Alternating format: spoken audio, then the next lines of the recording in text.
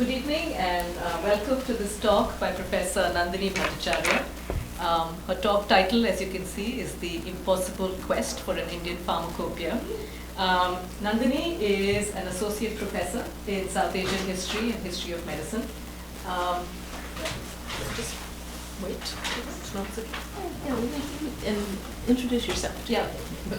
Maybe we'll start. I'm Kavita, Sivaramakrishnan. I'm based here at Columbia University. I'm a professor. I have a joint appointment. I'm a professor of public health history at the Mailman School of Public Health. I also have an appointment in the history department. I'm a global historian of science and medicine. And I have the privilege of being on the executive committee of the South Asia Institute and to have very close connections here. So I'm really happy to have a visitor, and thank you very so much for doing this. And thank you so much, Kathy and Bill and Annapurna and everyone for welcoming us here. So we are very grateful to the South Asia Institute for having hosted this talk, and I'll do a brief set of introductions before we start. So Nandini Bhattacharya and I go back a long way from times when we were in JNU together, so it gives me huge pleasure to introduce her. Nandini is an associate professor in South Asian history and history of medicine. She trained in Delhi at the Jawaharlal Nehru University at the Center for Historical Studies. Her first degree was in history, and then she completed a PhD at University College London. Her expertise is in the histories of colonial science and medicine, in urban history and modern histories of consumption, within the broader paradigm of South Asian history.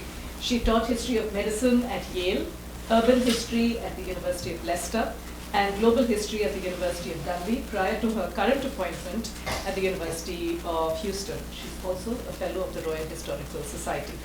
Her first book was titled Disparate Remedies, Making Medicines in Modern India. And she's here for a happy occasion. I'm hoping everyone will get a copy of her new book, which we forgot to get with us, to flash to you, to show you, but... That's the second book, sorry. Contagion and Enclaves was the first book, sorry. And the second book is Disparate Remedies, Making Medicines in Modern India. I apologize. And this is the new book that and the topic of the talk is based around this book that she's going to introduce to us. Her next project, which I'm excited about, is Social History of Alcohol in Modern India. So feel free to ask her questions at the end, and we hope to. And Nandini, welcome.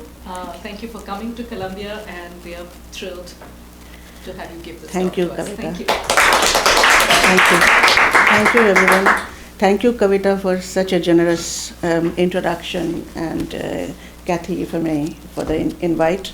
I'm very pleased to be here indeed, not only for the weather, but because the South Asia Center itself is known for its talks, and I'm delighted to be invited here and also to be able to meet my old friend after quite some time. So this impossibility of an Indian pharmacopoeia, I know it's a intriguing title, but there's a reason for it.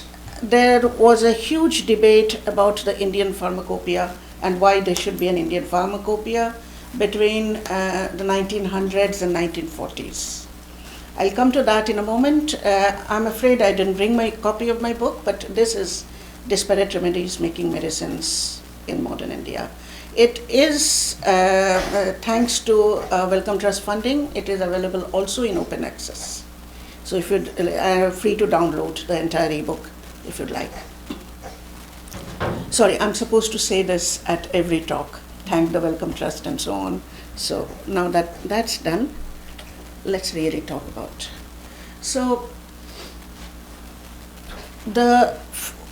you all know what a pharmacopoeia is, right? It's formularies. It's a set of formularies, and we may wonder why it became so contentious and why people got, not just medics, but it became a hugely contentious issue in nationalist discourse and in political rhetoric from the 1900s right up to 1940s.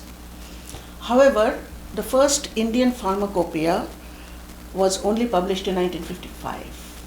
After independence, a few years after independence. So I'll really talk about this long and conflictual, really quite fractious um, um, journey towards an Indian pharmacopoeia and why it proved so of such vital significance to the emerging Indian nation state as well as to the British. Don't worry, I won't read it all out, but I need to read out parts of the text. So this is an 18th century drug seller, and as you can see, he resembles what you would find in an Indian market today in a spice market.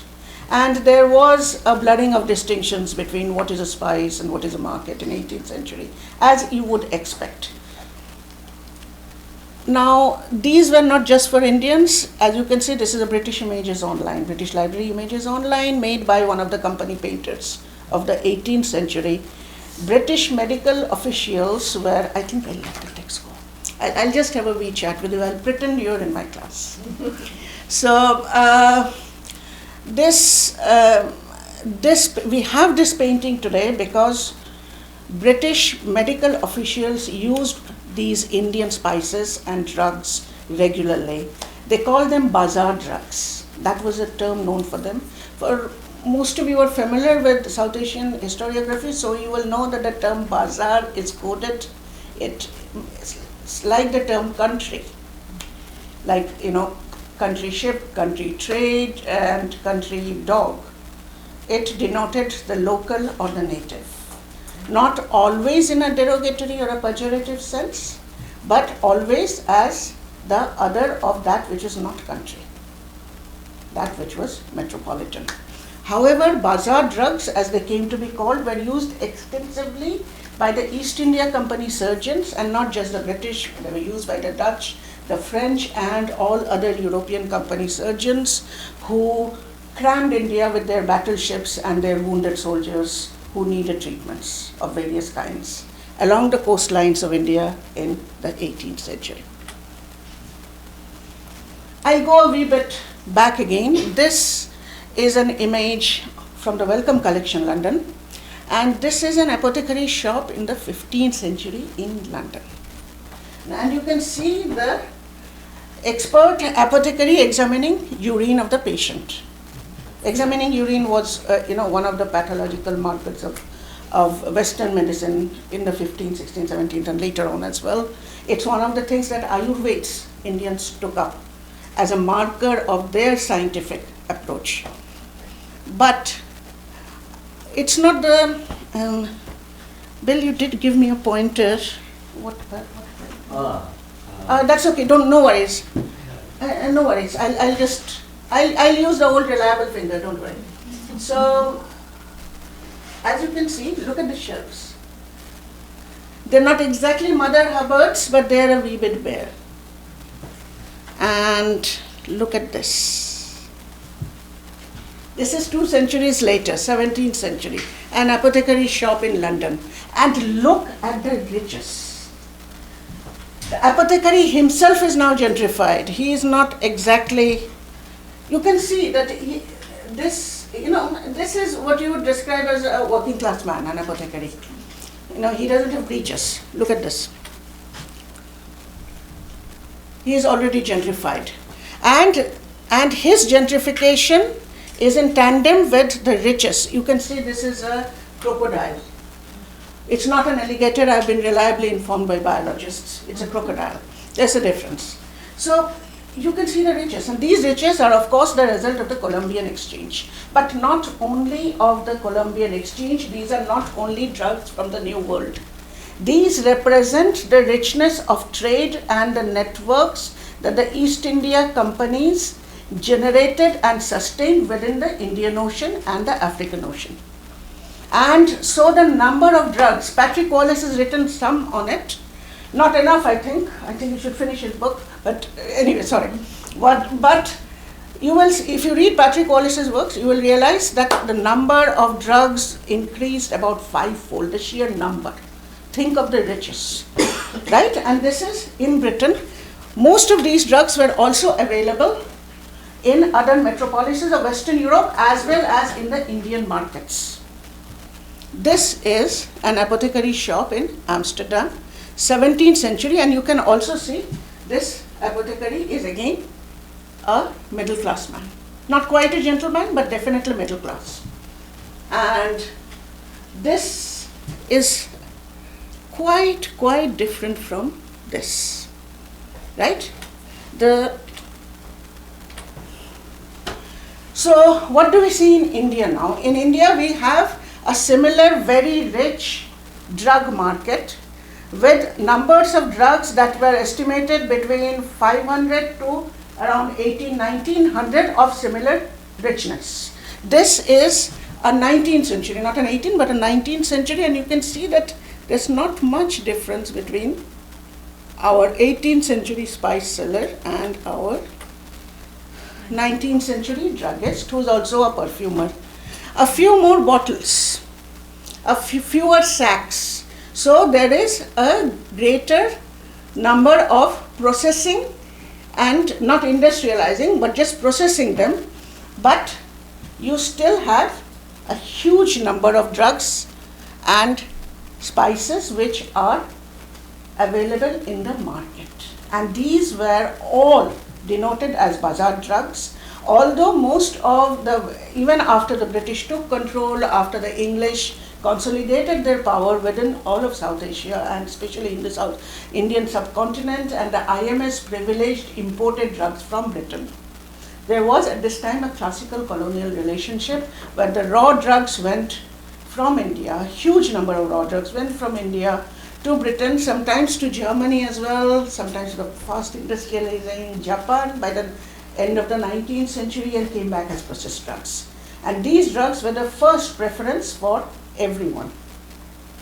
And I'm speaking, of course, of the Western trained doctors who were not just the British but also the Indian. By the end 19th century, if you're familiar, if you've read David Arnold's Colonizing the Body, you'll realize by the end of the 19th century, there were a number of government as well as private medical colleges, and not just within the army, Indian army, or in the Indian medical services, but there were district hospitals in every district, and there were independent medical practitioners, as they called them, in every town. So you have a huge number of doctors who are using these imported medicines. However, everyone depended on the bazaar medicines. Although there was a huge number of imports, the bazaar medicines were important. Now, this is where the demand for an Indian pharmacopoeia rose. It rose not just from the Indians, not the indigenous medicine practitioners, the Ayurveds. They weren't interested in the pharmacopoeia, they had a parallel market. Sometimes this market coexisted with the market of the medical practitioners, because people were eclectic in their choice of practitioners. They wouldn't normally go to hospitals unless they were very ill or unless they were obliged to. As Kavita and I were discussing, mostly we come across Indian working classes in hospitals trying to run away. But I'll just go back a little more. But Indian drugs were used, and there's a reason why they were used, not just because they were cheaper than the imported drugs. That was a reason. A huge number of people just couldn't afford the imported drugs. But there were grades within the imported drugs as well. English medicines were much more expensive than the Germans were. The Germans, by this time, German was industrializing fast. The chemical revolution that had taken place in Germany in the 1880s, they were synthesizing drugs even, some drugs. For instance, the idea of active principles. They discovered the idea of active principles, so they isolated nicotine from tobacco. This was 1840s. Isolated heroin from opium.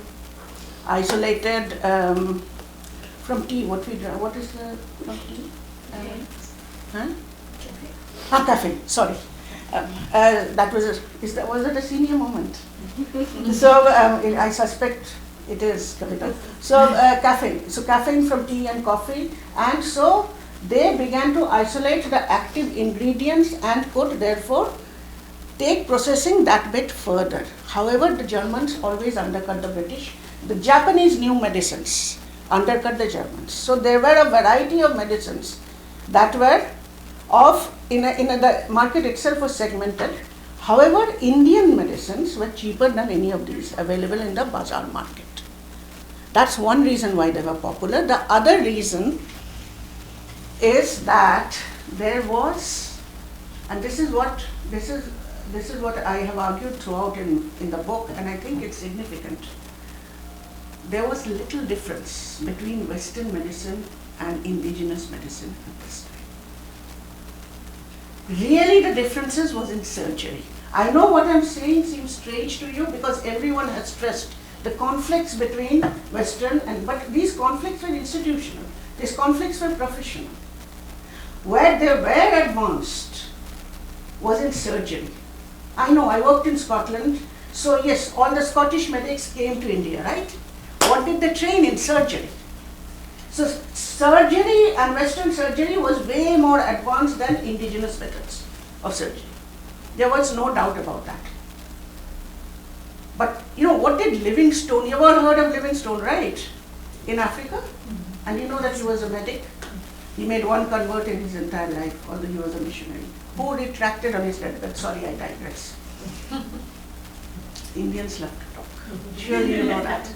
But what Livingstone was basically doing in Africa, people came to him for medical treatment. What he was basically doing in Africa was lancing boils and then cauterizing wounds. Surgery, not medicine. And it is my argument that until the discovery of the vitamins and insulin in the 1920s or antibiotics after 1935, there was no germane epistemic difference between Western and indigenous systems of medicine. The differences were in their institutionalization, in their corporatization, in their marketing. Kavita, of course, I'm sure you're aware, Kavita has written the book to read on the corporatization of indigenous medicine in India. If you haven't read it, go out and read it very quickly.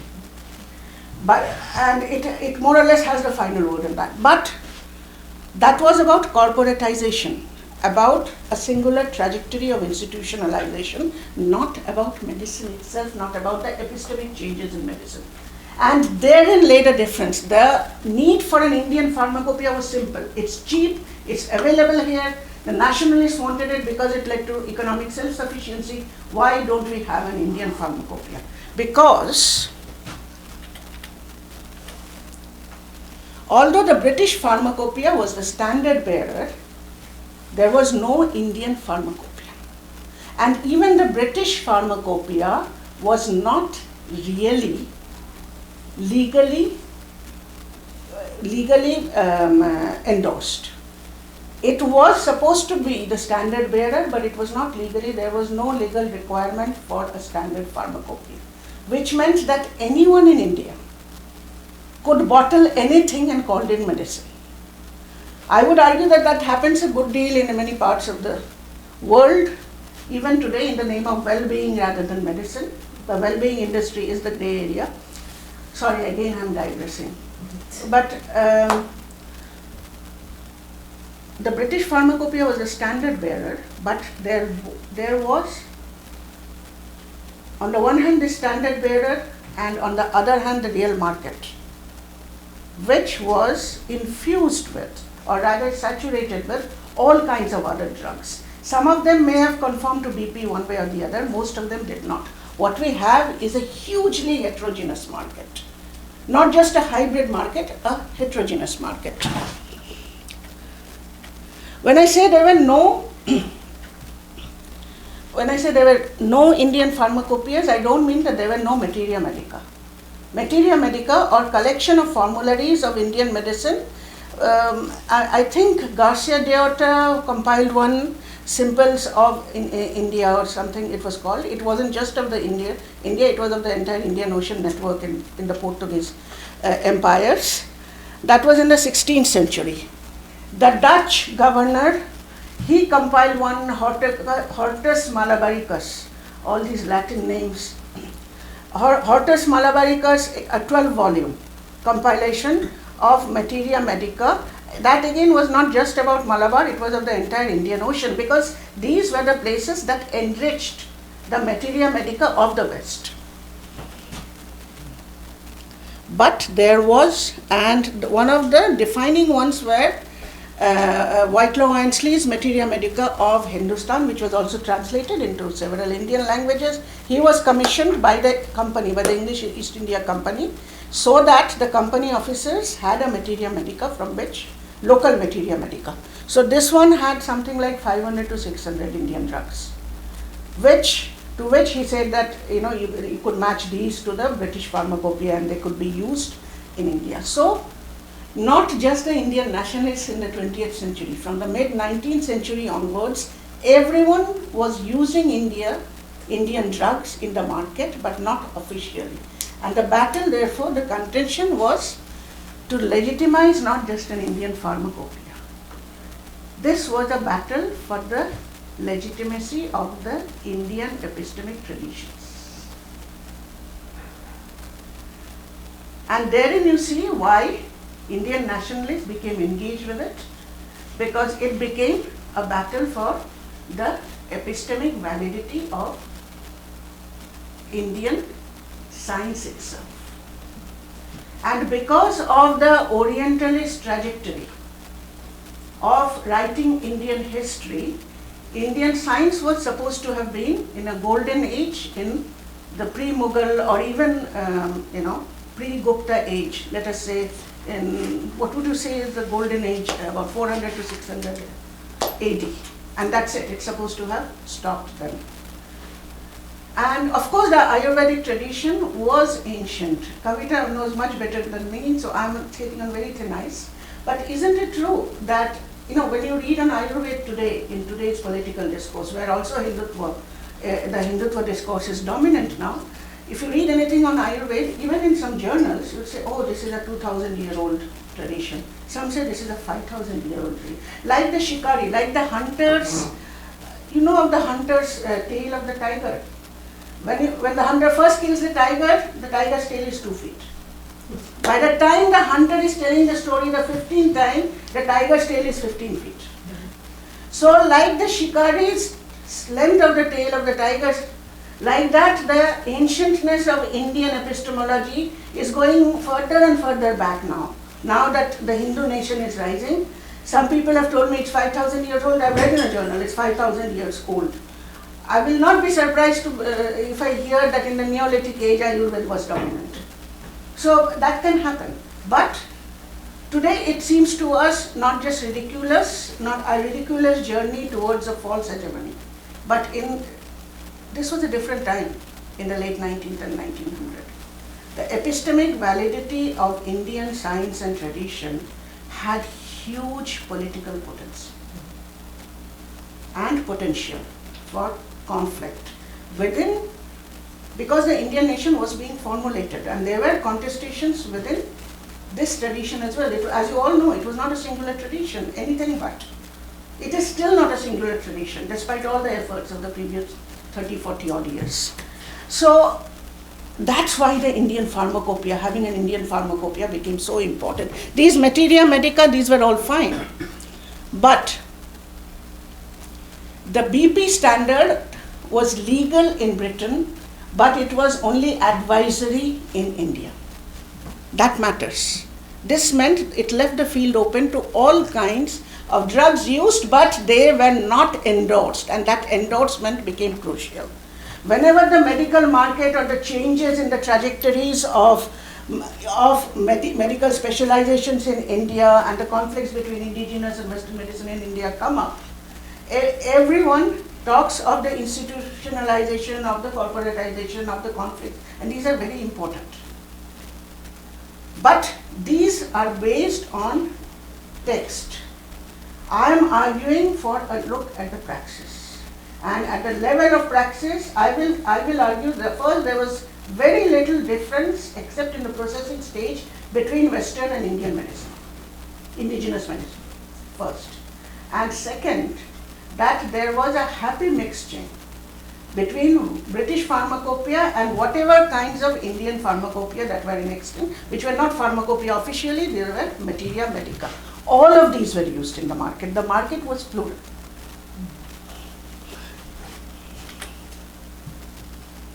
However, in a bid to legalize it and to standardize the use of Indian drugs, which were being used by everyone, including Western doctors, there was a movement from within the Indian Medical Service, the official medical arm of government, to provide an addendum to the British Pharmacopeia, which was British Pharmacopeia was updated every 15-20 years or so. So when the 1900 edition was to come out, they wanted an Indian addendum where it wouldn't come into the main pharmacopoeia, no. But since they were bazaar drugs, they could at least come into the addendum and then they could be legally used. This would offer, one of the reasons it was permitted by government was its essential cheapness. The government of India, those of you who research on India know that the government of India was cheap. And it was always trying to be cheap. Not in some sectors, not within its army perhaps, but in every other.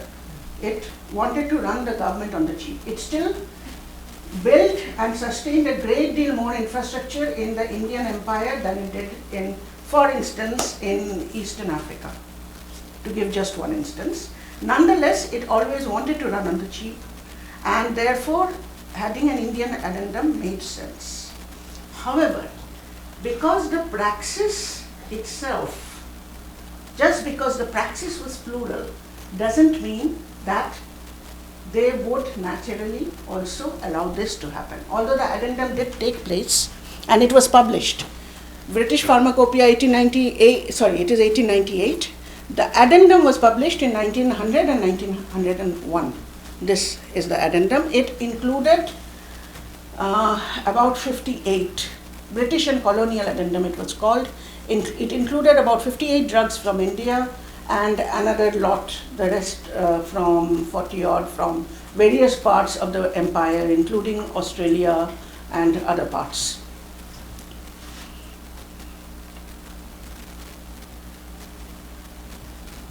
However, it transpired that the addendum was little used even by the official medical establishment, because they preferred to use drugs that were imported from abroad, and they had a clientele, not just the officers but the elite among the British in India, the unofficial British as they were called, the elite among the tradesmen, among the merchants in the ports, as well as missionaries who bought British medicines in bulk from the metropolis, as well as the Indian elite, the princes, the zamindars, the professional top barristers and lawyers. They all went to the IMS for their private practice, and they weren't interested in Indian drugs or the Indian pharmacopoeia.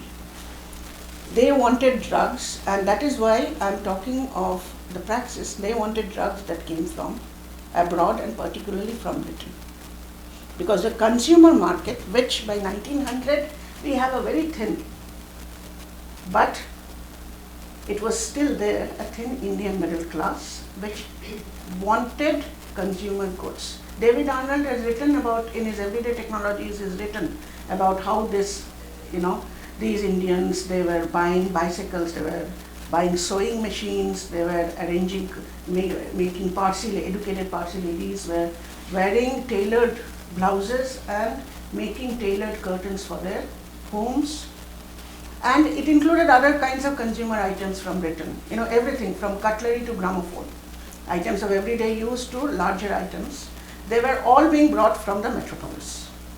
Drugs remained, along with perfumes and wines and medicated wines, drugs remained one of those items of consumption in the market, and they remained, drugs from Britain remained prized. So, and they were sold in retail by places called European drug houses. European, again, if you're South Asian scholars, I don't need to decode it for you, but I'll still do it.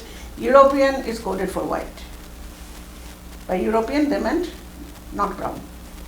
So it could include German, or it could, generally all British. English, specifically English. This is Smith, Stanistreet and Company, and this is their fancy retail house on the Strand in Calcutta, which was then the capital. But every large Indian city had something like this. The problem was, because there was no pharmacopoeia that was legalized, and because necessity introduced the need for Indian drugs along with British pharmacopoeia, drugs from the British pharmacopoeia, there was a lot of what was called adulteration. Now I have queried this adulteration and this discourse of adulteration, which existed not just among the doctors, the pharmacists, especially the British pharmacists who claimed all the Indians were adulterating drugs, including the pharmacists of the bazaar traders as they call them, but also the patients themselves. In nationalist discourse, you will find that middle class India, after the explosion of print in 1880s, they are upper caste, generally upper to middle class caste, and middle class India is deeply concerned with purity. This might be bodily purity, it might be mental purity, going back to their golden age, whatever that golden age was, but it included deep anxiety about impurity. And this impurity could exist at various sites. Certainly at the site of food in the bazaar, also at the site of medicines that they consumed.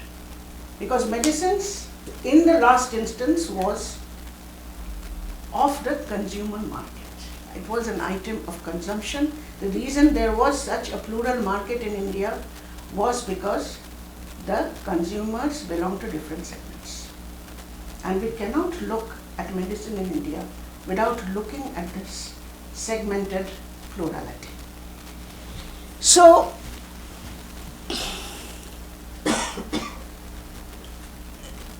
in around 1911, I'll give just one instance of how fractious it became. The market was segmented. The British druggists and pharmacists, they blamed the Indian bazaar traders, and they said they are importing from Germany, from Japan, and they're manufacturing, or they're taking from Indian manufacturers, and those goods are all adulterated. And the Indians, and this included European druggists who also had their own manufacturers. They manufactured a few drugs as well as imported them from Britain. They said that the Indian pharmacists and manufacturers say that European drug houses, they imported British goods, but in Britain there was a two-level system. And not just in Britain, but in Germany, at that time in Germany, in Austria, Switzerland, and in Italy. These were all places which were exporting medicines, and I beg your pardon, this room is too cozy. They were manufacturing an inferior line of products for the Indian market. And bazaar traders, who might include, large Indian established pharmacists like P.C. Ryle's Bengal Chemicals, who were not really bazaar traders as such, or they might include, the occupational descendant of the spice trader. They were all grouped as bazaar traders. So the bazaar trade or the indigenous trade or a medical market was segmented. But they argued that the Europeans were importing a second line, an inferior line of medications, and selling them as British top medicine. And so there was, and they brought about proof. There were huge debates in the Indian public sphere, not just English newspapers, in all most of the major Indian regional newspapers, especially Marathi, Bengali, in Hindi, you would find this discourse of adulteration. Everybody spoke of adulteration in the market. If you have read on quinine, who's written about adulteration in quinine? Do you remember Kavita, who's written about adulteration in quinine? Patricia, sorry, I'm getting old, I'm forgetting me. Sorry, but there is the great quinine fraud. I'm forgetting the author, but Barton, Patricia Barton has written about quinine was I'm talking of quinine because it was cheap medicine. It was the one Western medicine, so-called Western medicine, which was distributed by the government in India for 1 paise, the smallest current amount of currency through post office, because the malaria epidemics were so harmful to the entire economy. So these were distributed not consistently, but they were distributed during epidemics and in endemic areas where malaria was endemic. But even the quinine, one of the reasons that this did not stop the episodes, the mortality or the morbidity of malaria in the affected regions, was because, as Barton has showed, about 80% of the quinine was adulterated. And again, you will find that there were a great deal of fractious debates in the public sphere in all parts of India, that quinine is, not just all medicines, but particularly quinine distributed by government is adulterated. These were all imported. So you can see why an Indian pharmacopoeia, legal Indian pharmacopoeia, became so important. Because it would not just ensure or establish the epistemic validity of Indian science itself, it would also, it was hope, entrench the validity of Indian manufacturers. And this is where colonial industrialization and the huge force of colonial capital came to bear as well on this position of the Indian pharmacopoeia.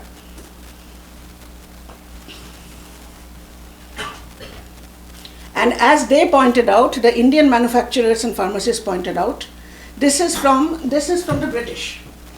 A British pharmacist pointed out, in India there is no Pharmacy Act. This is in fact an American pharmacist who visited India in the 1918, before the war, about 1912.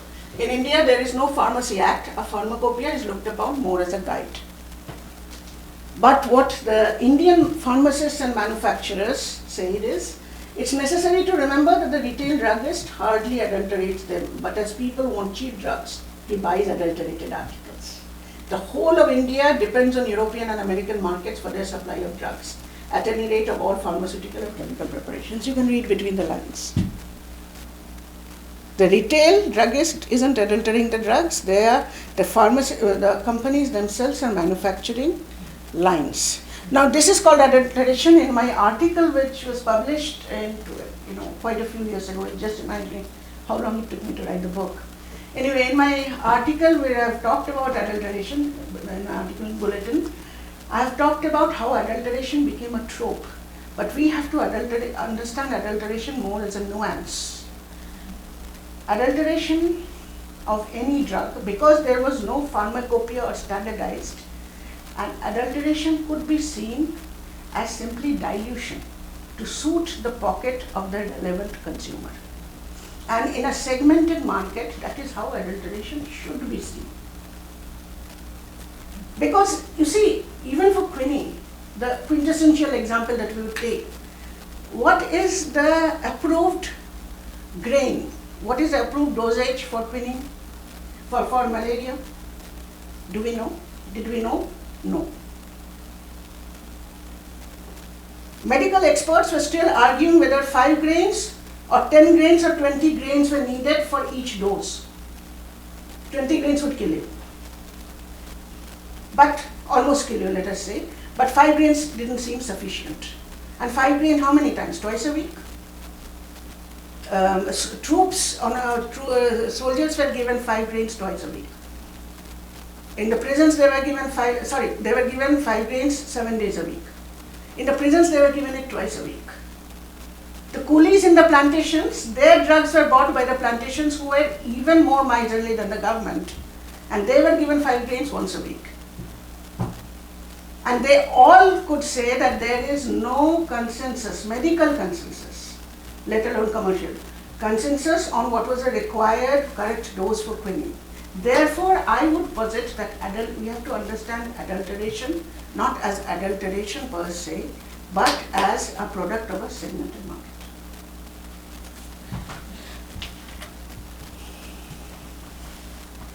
And this is why, although the addendum, the Indian and colonial addendum was published in 1900 and 1901, but it was not really used, and a profusion of different kinds of drugs continued on the market.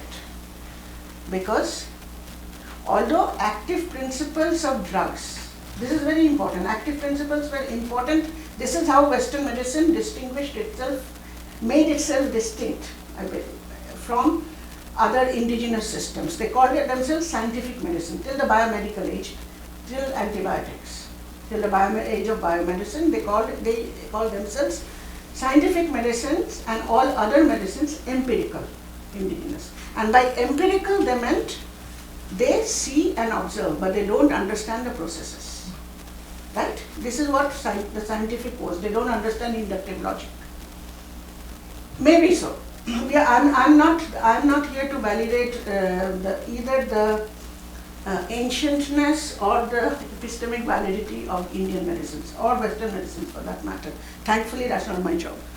However, although the active principles were isolated from many drugs, it proved an impossible task to have an Indian pharmacopoeia, because a lot of research was done in the Calcutta School of Tropical Medicine, later on in the standardized laboratories in Lucknow, which was established in 1932. But the profusion of Indian drugs, look at any materia medica, there were several. Every 10 years there was a materia medica of India, under different names. They would have anything between 400 to 800, sometimes 1500 drugs. And not because there were these many drugs, but because there would be, say, 400 to 600 viable drugs. That's what they said. But they would have different names for different regions, and the different regional varieties were not just of names, but also of subspecies. And they had different potency, not even species, they might be the same species, but of different potency. It seems strange to us, and the standardization model of Western medicine just couldn't absorb this.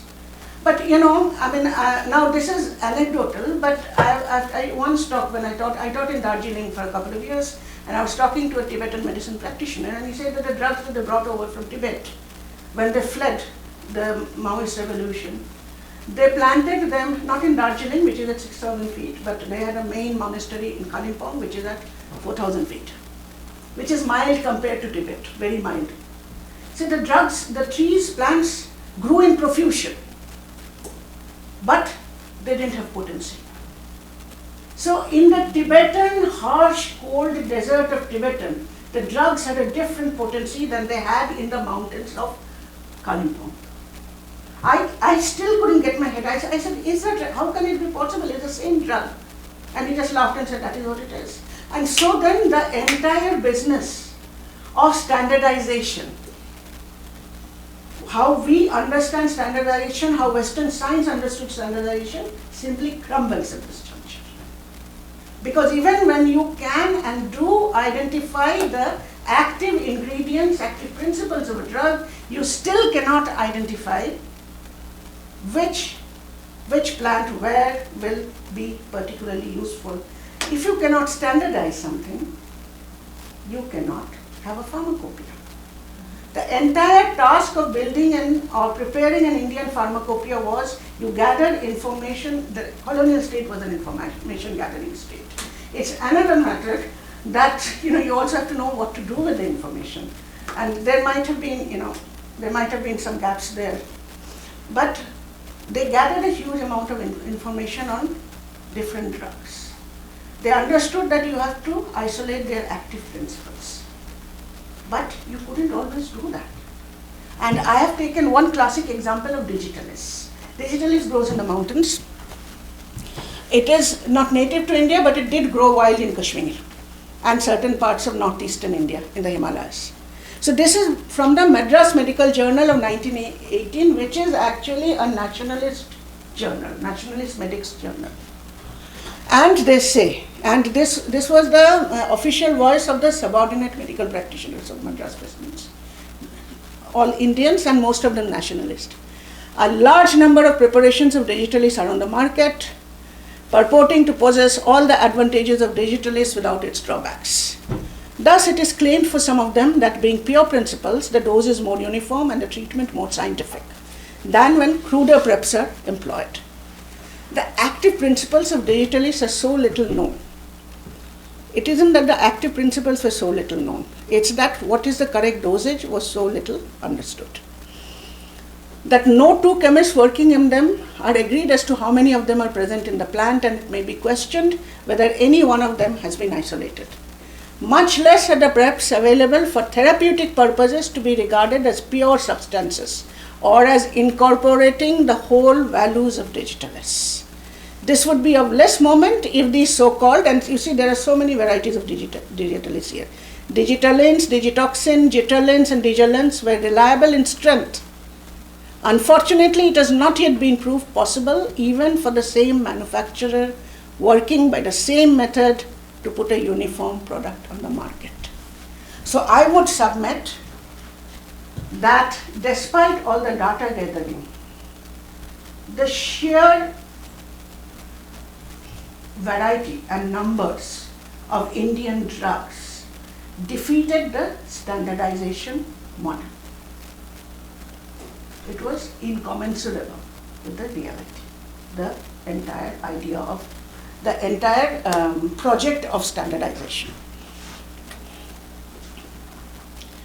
And therefore, adulteration became the key trope of the market, to be able to access, identify, and somehow come to terms with the colonial drugs market.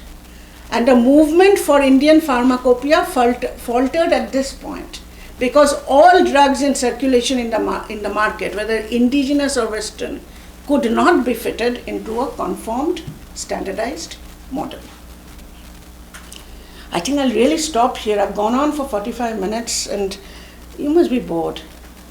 Do you know, I read a pedagogical paper recently which said that the maximum amount of time for a lecture is 20 minutes. Can you imagine how we torture our students, how we have tortured our students there? So I'll take just 5 minutes because I love to talk and because you've all been so kind. 5 more minutes. So therefore, the impossibility of the Indian pharmacopoeia stood at the point of impossibility of standardization of Indian drugs. And this is where I think the colonial data gathering and standardizing project failed. And therefore the market, and therefore I submit that when we look at Indian medicines and not just medicines, but Indian medical institutions, we have to look at the market. And when we look at the market, we have to go beyond the texts and beyond the institutionalizations and look at praxis. I really think I'll stop here. Thank you. If you have questions, I'll take them. Thank you. I'd like to open up the floor to questions. So you talked about how the British would send medicines and call it top shelf, but it really wasn't. So obviously looking back, we can make observations and ask questions, but at the time, was there any sort of realization that this was going on? There's like 2 types of medicines in the market? Yes, absolutely. The quote that I... Sorry. Oh, my name is Priya. I'm a senior studying medical humanities and public health. Hi. Well, yes, to answer very briefly, yes, that's what the contention was about. The British pharmacists, of course, always say that the Indians adulterated the goods. But the quote that I showed you, this came up in this was quoted word to word in 2 periodicals, and they're interesting because one of them was a Bengali, which is an English periodical, but a nationalist periodical from Calcutta. The other was a Statesman, which was really read by the Anglo-Indians. And not just in Calcutta, the Statesman was in Delhi as well. In Bombay also, I think. Wait, let me show you.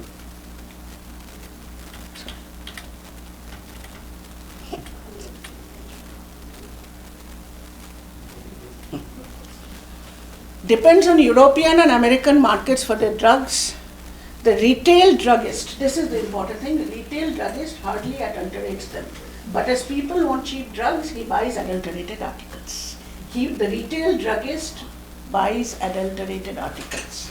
And, there was a huge furor. Because first it was published by the Bengali, then the Anglo-Indian newspaper, Statesman, because even the British and the Anglo-Indians, British Indians were called Anglo-Indians at that time, they called themselves Anglo-Indians. They were enraged because they thought they are buying what you called top shelf. And they suddenly find that they're not. They are being hoodwinked as well, and this could happen across the board at those fancy retail stores, which sold cutlery and medicated wines and ports and cigars along with. And so they were being duped. And so there were several levels at which dilution occurred. Sometimes it was at the level of the manufacturer, sometimes it was at the level of the pharmacist, but it was across the board. It occurred across the board. Hi, I'm Shreya and I'm a master's student in the narrative medicine program. My question was I was interested in what you were saying about quinine sales, and I was interested that it was only just one Pesa because of the malaria epidemic. Do you know of any maybe public health initiatives where medicines were given for free? Was there anything like that? Quinine was the one and only medicine that was given away not for free. It was sold at one pice, which is the smallest, so it was sold below asking price. The government dispensaries and the district hospitals in some regions, Punjab, Bengal, to my certain knowledge, Bombay also, were distributed free medicines to its OPD, outdoor patients, and indoor patients until 1880s. But you see, these government medicines were supplied by the army, the government medical store, which wasn't a store. There were warehouses, they manufactured, there were 5 such major ones in all the metropolitan cities. And they made a profit out of supplying the hospitals. So they, up to 1878, in 1878 they stopped in Bengal. They stopped in Bombay in 1880, if I remember correctly. That's when the famines came and a lot of diseases and famines. And they decided that they could no longer afford to supply them free. And by this time, they were trying to popularize the use of Western medical items, Western medicines and pills. And by this time, this popularity was established. The hospitals generally, our Western medical practitioners, didn't get to see more than 10 to 15% at maximum of the total number of patients. The rest was taken by indigenous practitioners. But they decided at this point to stop. It was distributed free till around, when they first started the hospitals for everyone, rather than just for military people in the 18th century, just for Europeans' hospitals in the early 19th century. By the mid-19th century, when they were throwing open hospitals to everyone, medicines were free. When they became more popular. Just following on with that, so was there a change in the formula, or a deterioration of the medicines when they stopped being free? No. These medicines were usually manufactured by the medicine distributor at the hospital were standard medicines. They were either imported from Britain or they were manufactured at the government medical stores in Bombay, Calcutta and Madras. The ones in Lahore and Rangoon were only holding stations, so they manufactured. And you see, these are points at which raw drugs were available in Madras, in Calcutta, and in Bombay. They had huge hinterlands from where they got drugs, and they manufactured a lot of medicines. They were, in fact, they even supplied private hospitals for a long time because they were considered to be the best, the highest quality. Although this was disputed, when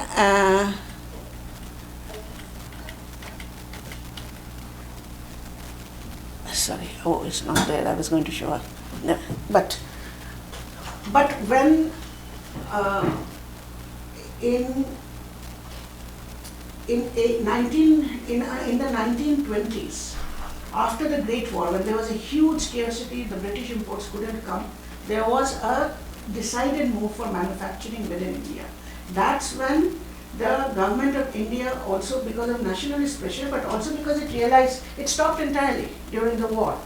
And there was no medicines available whatsoever. They had to make do with bazaar medicines. That's when they decided that they will also encourage Indian pharmaceutical companies.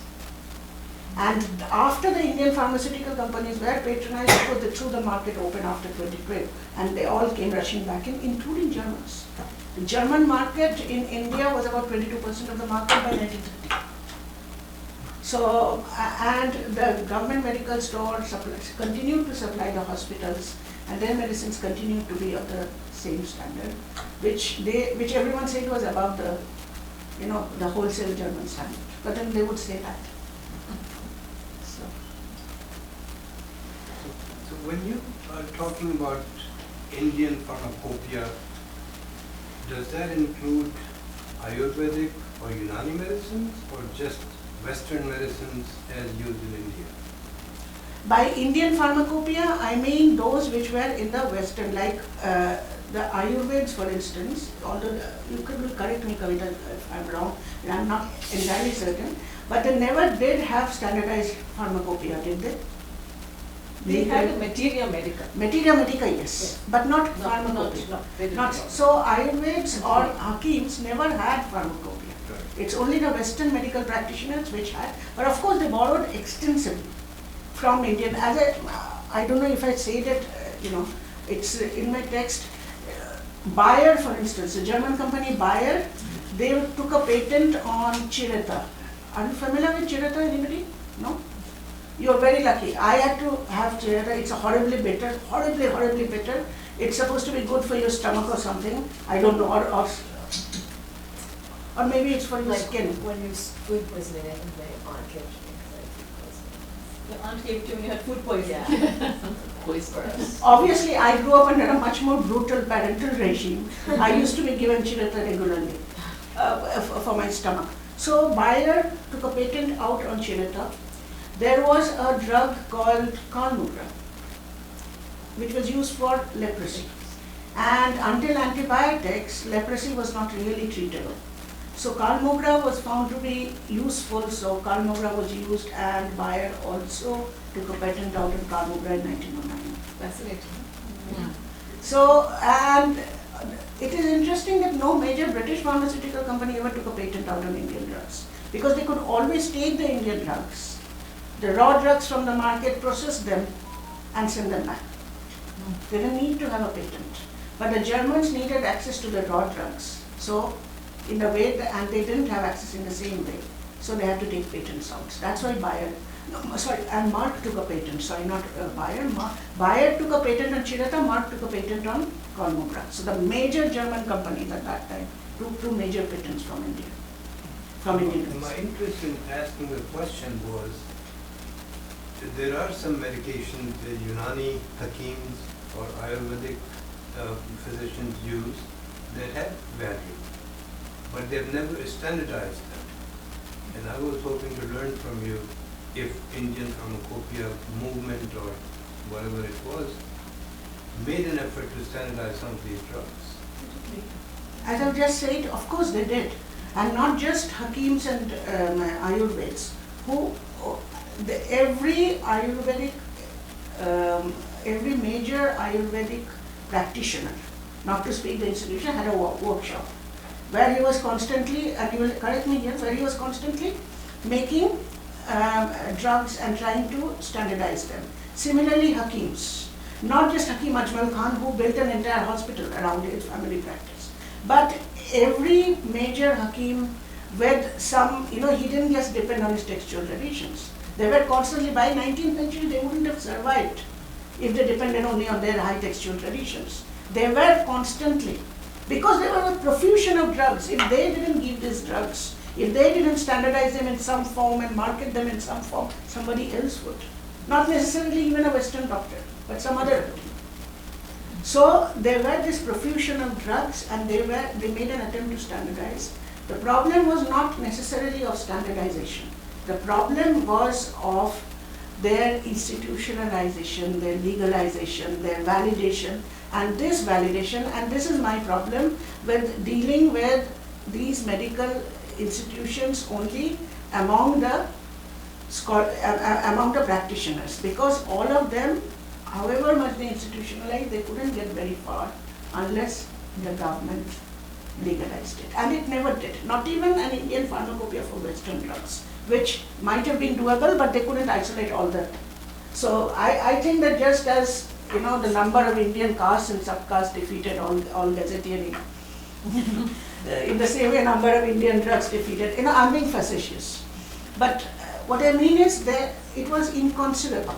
The profusion, the very plenitude in the drug market was incommensurable to a standardization that could be legalized. So there were attempts at Not standardization. only standardization. We have 2 more questions. Oh, Very quick. I'm If you so don't sorry. mind, we'll Sorry. follow that up. I just quickly wanted the question. Sorry. Yeah. Sophie, you also had a question, right? And I think, Sorry, I'm talking too much, no? No, you're not wrong. I just want to make sure everyone got a chance before we come back to the follow-up question, if that's okay. Sophie, you had a question, and then, Gavin, did you If no also- one else wants that. because you've been raising your hand for some time, I didn't know.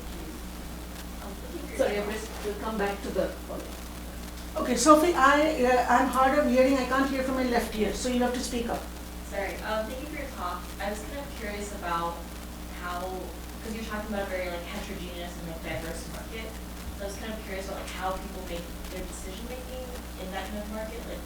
Is there kind of a role of the seller within that space, especially the role of establishing legitimacy when there's not institutional legitimacy?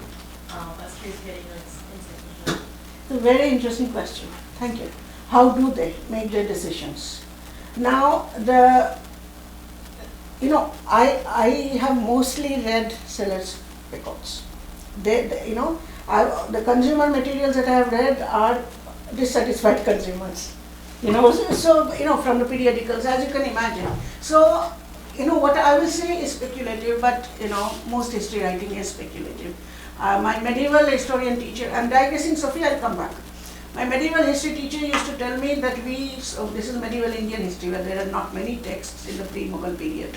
Used to say that we sew a waistcoat out of a button.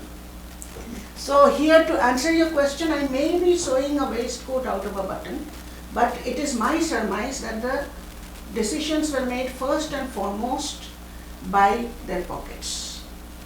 Because ideologically, not just the market, the consumers were flexible. There was great ideological flexibility in the manufacture. Because a lot of Indian manufacturers manufactured Western and Indian medicines, including PC Rai's Bengal Chemicals, which are supposed to be scientific, and it was. But they manufactured a lot of Indian medicines, which they claimed that they had standardized. Right? So, a lot of it depended on the pocket of the consumer. And only then on everything else, the trust of the individual pharmacist or the doctor who prescribed them. Often there was little difference between the medical practitioner and the pharmacist in India. Remember, the government, apart from in government institutions, didn't require degrees. You didn't require a medical degree to practice. Anybody could set up a doctor so-and-so and practice. So long as you didn't want government employment or didn't want to be a witness in a government court, official witness. You couldn't give official sick notes to a government official either. But apart from that, you could get a few bottles and a few spices and become a doctor. So you can see how decisions were made by the pocket and by the persuasion or charms of the individual practitioner. Every medical practitioner, almost every medical practitioner would also give medicines. So he'd take a fee and give medicines and sell medicines at the same time. So the fee was partly for his expertise, partly for the medicines. And this is not just true of India. They did this even in Scotland, right up to the late 19th, early 20th century. Sorry. I talked too much, no? No, there's plenty of time. I got mistaken briefly when I saw 45 there. Oh, yeah. So I ran ahead, so that's why I rushed out. Gary, you had a question? Well, I was just wondering how the issue of secret versus scientific open medicines fits within your argument. I was thinking in I may be misremembering the date, I think it was 1919, there was this pamphlet expose published in Britain, Secret Remedies, what they cost and what they contained, and several years later there was a follow-up. And they were arguing that, you know, if you do this real scientific chemical assay of secret medicines, then you find that many of them just dissolve. And the Madras government picked up on this, and they did their own study. And the indigenous practitioners strongly argued that there were certain the idea that you could take the active ingredients and siphon everything to the British Pharmacopeia, which was of course the approach of the Coleman Committee report about the same time in you know, again something in 1918 or so. I think that was 1925 on the but that they argued that they would use hundreds of ingredients and only a few of these could appear as active ingredients in the chemical analysis of that time.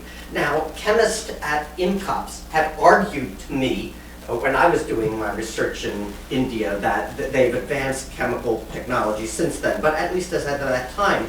And traditional practitioners in villages still argue that INCOPS, Indigenous Medical Practitioners Pharmacy and Stores medicines, which may contain only 5 or 6 ingredients. Well, my own medicine, I have 80 ingredients. I mean, you can't, I never tested this, but they don't claim they have certain specific varieties that they can't chemically ascertain. So I was wondering how this issue of secret medicine. That's a fascinating topic. Of course, secret remedies, I read that myself. That was taken out by the Royal Society of Physicians in 1925. That was in response to patent medicines. There was a huge market for patent medicines, not just in Britain, also in India. And these were patent medicines made in Britain, but also in India, patent medicines, and there would be, medicines for, there was cholera mixture, of course, there was stomach mixture, cough mixture, there was a blue pill, which I think was for syphilis, it was ubiquitous, blue pill, and then there was things like nerve tonic, all were patent. But you see, in India, unlike in Britain, there were no patent laws until 1911. And even after 1911, the patent law didn't refer to medicine, only to processes in engineering. So you call it a patent remedy, but it wasn't actually a patent remedy. That was one part of it.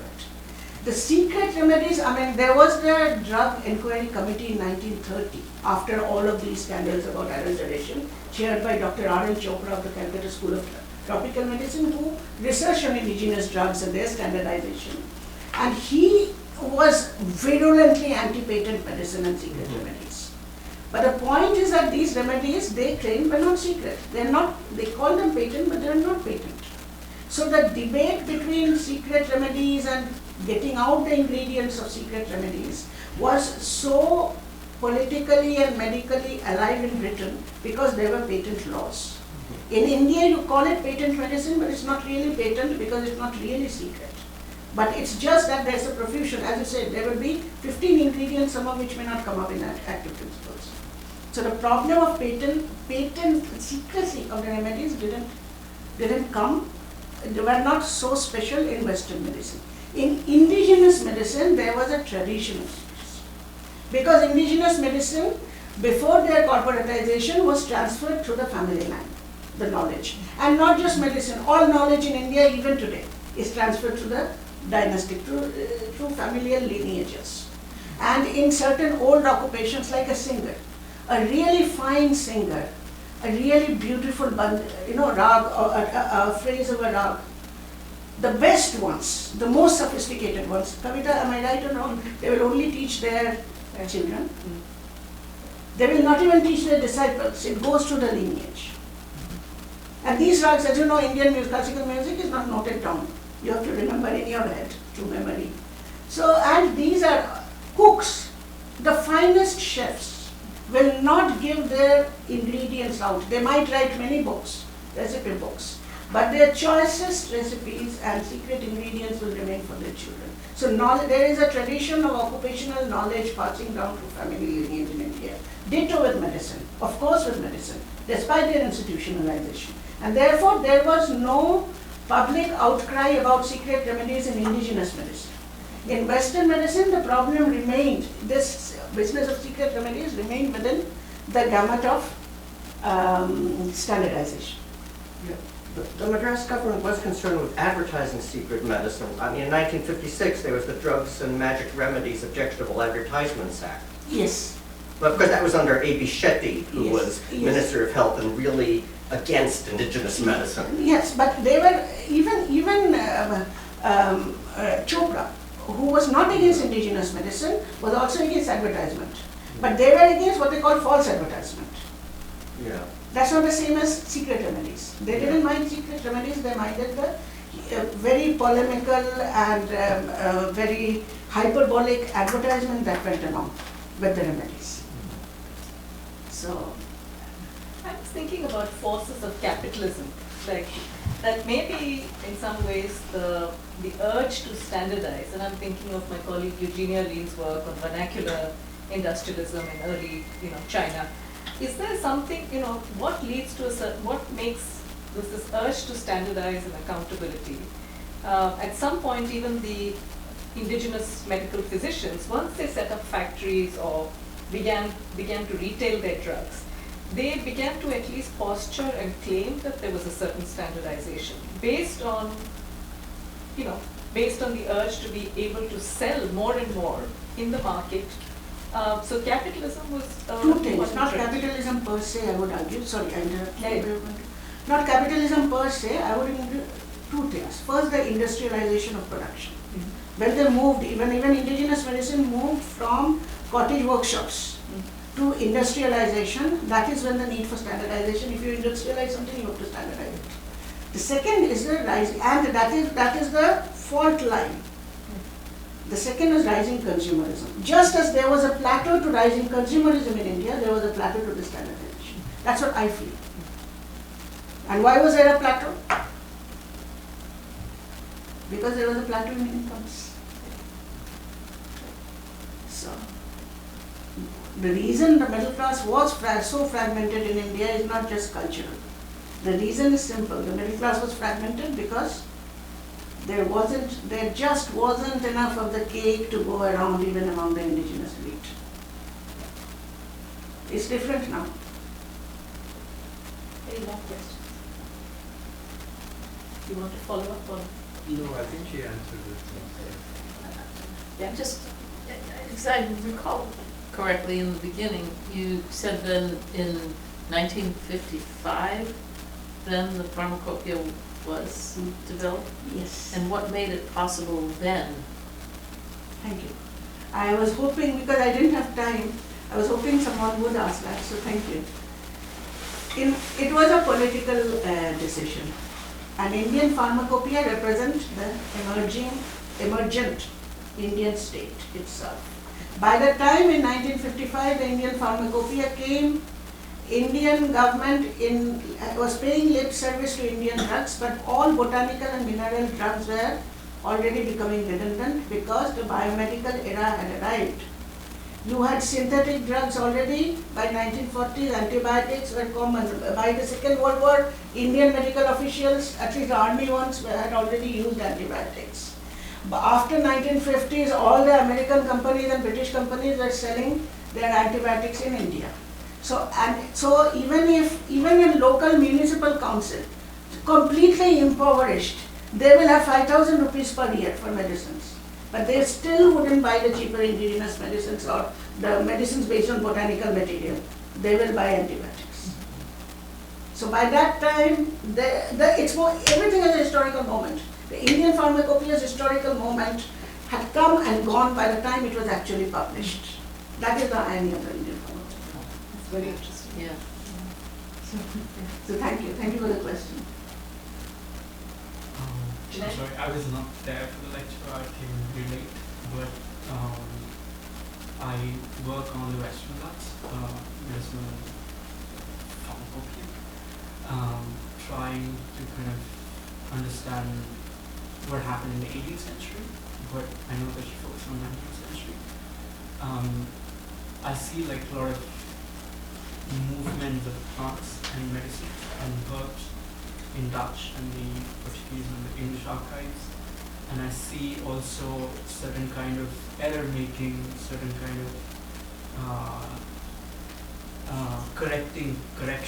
correcting the medicinal names and so on.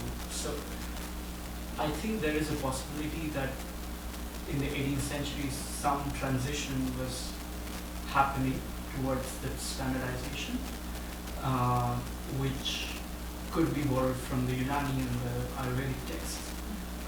But like you know that most of the medicinal knowledge was experiential and much less was textualized.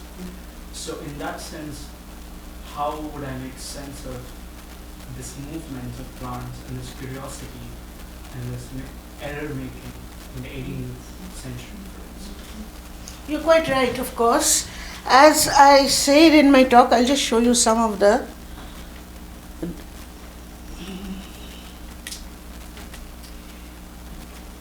Van Riet's 12-volume Hortus Malabaricus, and you're absolutely right.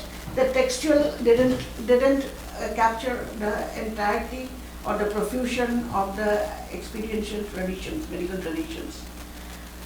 There was standardization. Even before him, in the 16th century, Garcia de Orta and Simples of India, he tried to standardize. The profusion of materia medica increased after the British accession in 1850. So every 10 years you have somebody or the other, Royal, Ansley, Birdwood, every 10 years you have somebody writing, writing a 6-volume, not alone, with a lot of Indian assistants who were never named, but writing a 6-volume, 7-volume materia medica. What were these? These were all an attempt to standardize. And there was some standardization. The culmination of that standardization was the Indian addendum, which included 58 drugs of Indian origin. Indian addendum, where is the? So Indian and colonial addendum, in 1901 it added 58 drugs of the profusion of drugs. So there was always an attempt at standardization. Once the idea of active principles became entrenched in making medicine from the mid-19th century onwards, it facilitated the standardization in many ways. However, what I am suggesting and what I've suggested here is not just because of regional variations, but also because of topographical variations, language variations, sheer profusion.